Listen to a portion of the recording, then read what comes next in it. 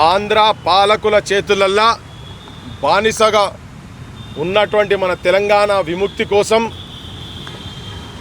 Idli sambar go back movement నుంచి మొదలు పెడితే ఈ సంస్కృతి దాడికి వ్యతిరేకంగా కొట్లాడిన దాంట్లో 69లో కావచ్చు 55లో కలపొద్దు అన్నప్పుడు 8 మంది విద్యార్థులు 369 మంది 1969లో కాల్పులలో చనిపోయినటువంటి విద్యార్థులు యువకులు మళ్ళా 1200 మంది మొన్న మాలిదేశ ఉద్యమంలో చనిపోయినటువంటి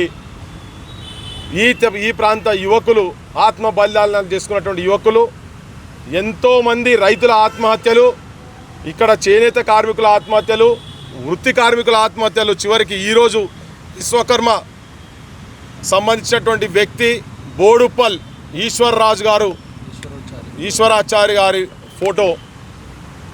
ఇప్పటిదాకా తెలంగాణలో ఆత్మహత్యలు ఈ ప్రాంత విముక్తి కోసం, ఈ ప్రాంత హక్కుల సాధించేందుకు ఆత్మ బలిదానాల పరంపర సాగుతూనే ఉన్నది.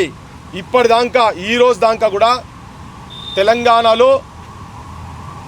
తెలంగాణ ప్రజల ఆత్మ వంచన జరుగుతున్నది. అమరుల ఆశయాల సాధన జరగలేదు.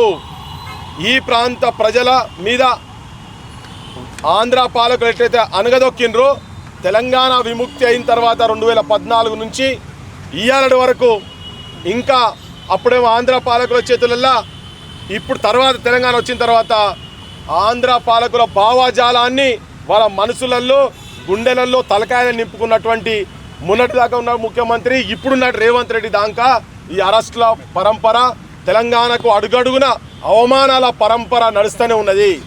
దీనికి విముక్తి గీతం పాడాల్సిన అవసరం ఉంది. ఆత్మహత్యలకు ఫుల్ స్టాప్ పెట్టాల్సిన అవసరం ఉన్నది.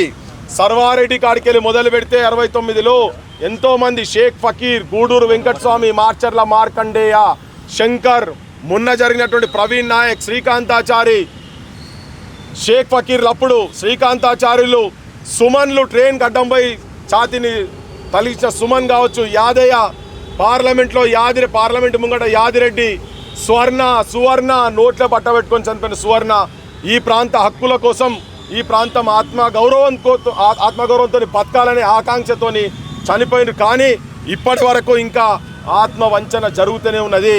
ఇప్పటికి ఈ రోజుకు ఈ నిమిషానికి కూడా ఇక్కడ కొంతమంది ఆంధ్రోళ్ళు వాళ్ళ పెట్టుబడులు పక్కకు వాళ్ళ పాలన నుంచి జరిగిన తర్వాత